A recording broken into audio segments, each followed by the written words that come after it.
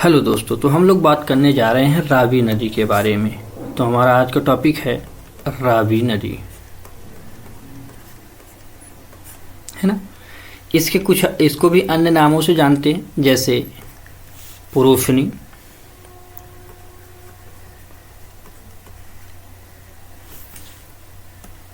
लिखते चलेंगे आप लोग भी, पुरोफनी रिवर, या इसी को इरावदी भी बोलते हैं,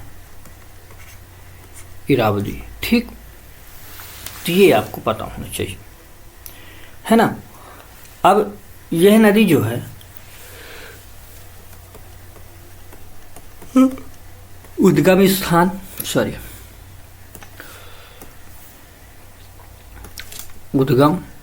इसके उद्गम स्थान को समझे तो यह रोहतांग दर्रे के निकट निकलती है।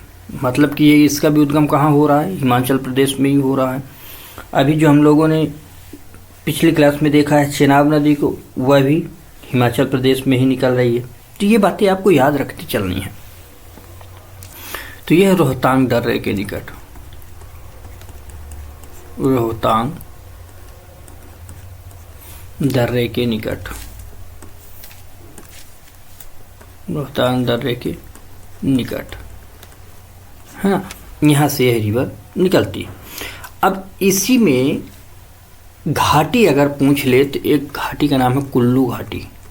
इसका नाम आप लोगों ने सुना होगा। ठीक, तो एक कुल्लू घाटी भी, या एक कुल्लू की पहाड़ियाँ, घाटी नहीं, कुल्लू की पहाड़ियाँ आप याद रखें, और यहीं घाटी भी मिलेगी। ठीक, तो कुल्लू की पहाड़ियाँ, ठीक, यहाँ कुल्लू की घाटियाँ आपने पढ़ाई है। तो इतना ये हुआ। अब यह रिवर हिमाचल प्रदेश है, पंजाब है, जम्मू कश्मीर होते हुए पाकिस्तान में यह जाके अपना जल फिर वही पंचनद में मिलाती है। तो ये इसके विलय का कॉन्सेप्ट है। ठीक, जैसे हिमाचल, पंजाब, जम्मू कश्मीर और फिर आके ऐसे निकल जाएगी। ठीक, तो हिमाचल प्रदेश, पंजाब, जम्मू एंड कश्मीर, फिर पाकिस्तान। ठीक, इस तरह करके ये नदी प्रवाहित होगी और बाद में जाके किस में मिल जाती है? पंचनद में, और ये पंचनद में मिल जाएगी। ठीक, इधर से दोनों रिवर आ रही थी, इस तरह करके ये इस तरह मिल जाती है रिवर। तो ये बातें आपको याद रखनी है। ठीक,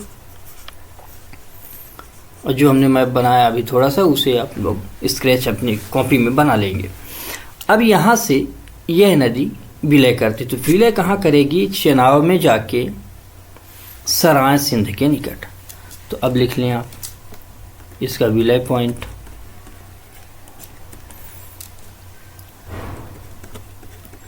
सराय सिंध में, किसके साथ? चेनाब के साथ। ठीक, तो ये पॉइंट याद रखना है। सिंध में जाएंगी लेकिन अभी किसमें? चेनाब में मिलती। प्रवाह क्षेत्र जैसे कि हमने कहा कि हिमाचल प्रदेश में प्रवाहित हो रही, तो एक घाटी और है चंबा घाटी। चंबा घाटी में इसका प्रवाह क्षेत्र आपको हिमाचल प्रदेश में मिलेगा।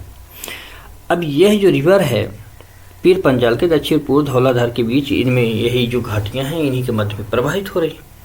ये बातें आपको याद रखनी।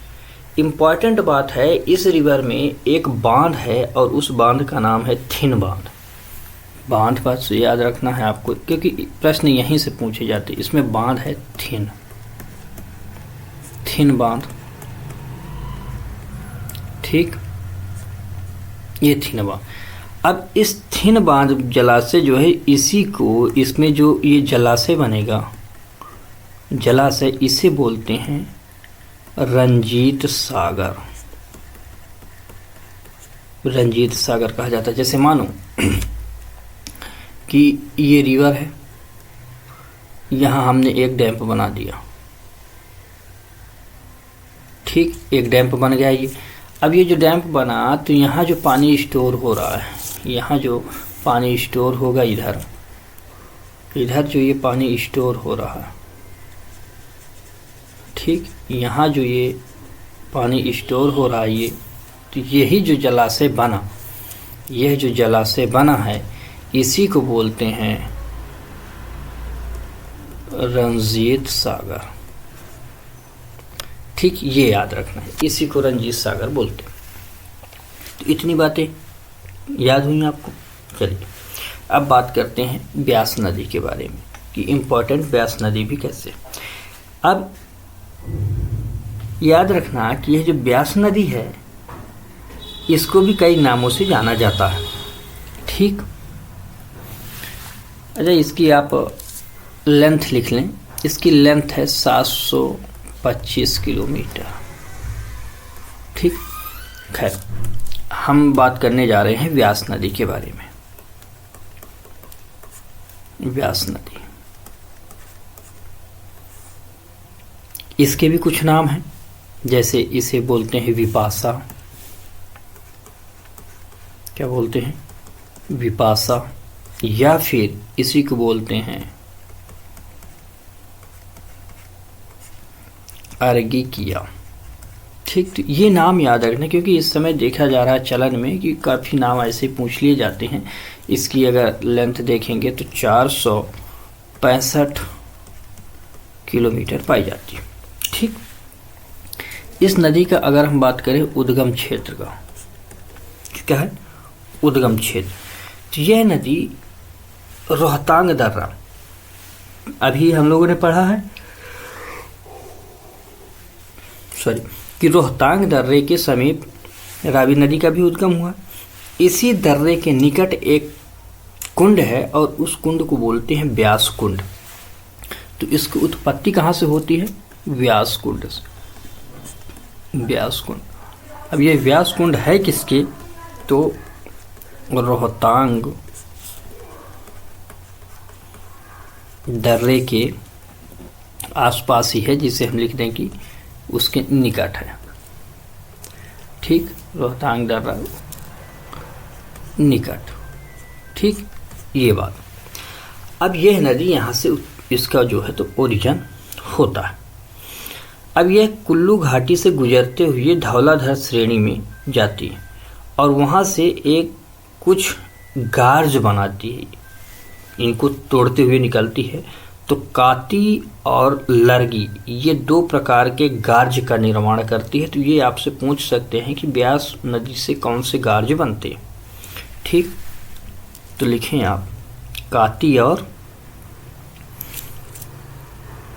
इसके हम गार्ज की बात कर रहे हैं। ये कुछ गार्ज बनाती है और वो गार्ज कौन कौन से हैं?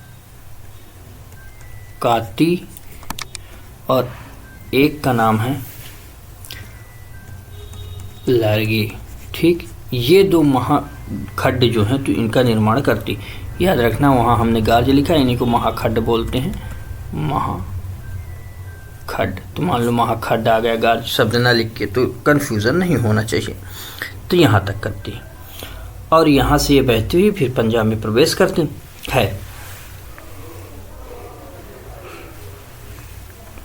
यह नदी प्रवाहित होते हुए आगे की तरफ प्रवाह करती है और आके अपना जो विलय करती है, विलय वह करती है सतलज नदी पर। किसमें? सतलज नदी पर अपना यह नदी विलय करती है और जहाँ ये विलय करती है उस स्थान का नाम है हरिके। तो कहाँ निकट करती है? हरिके। ठीक, हरिके के निकट। इतनी बात आपको याद हुई। अब इसमें दो बांध है। क्या है? दो बांध। अब याद रखना है कि जो हमने हरिके लिखा, कहीं कहीं आपको एक शब्द और मिलेगा और वह शब्द है कपूरथला।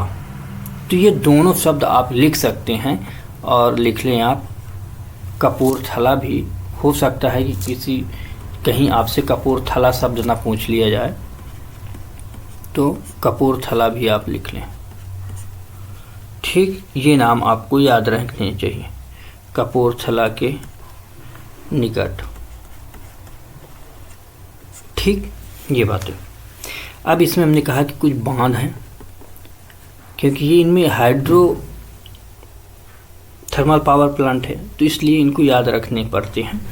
तो ये जो बांध बना रहे हैं इसमें दो बांध हैं, दो। एक का नाम है पोंग और दूसरा है पांडे। ठीक, तो टोंग पोंग और पांडो, ये दो इसमें बांध पाए जाते हैं, लेकिन विशेषतः ये कहाँ पाए जाएंगे आपको, हिमाचल प्रदेश में ही पाए जाते हैं। तो आज की क्लास को हम लोग यहीं तक रखते हैं, नेक्स्ट क्लास में फिर मिलते हैं। लेकिन आप ज़रूर बताएं कि आपको क्लासेस कैसी लगती हैं। इस चैनल को सब्सक्राइब करें, अपने दोस्तों को शेयर करें, लाइक करें और कमेंट करें। तो तब तक के लिए धन्यवाद। आप लोग पढ़ते रहें, बढ़ते रहें। जय हिंद, टेक केयर।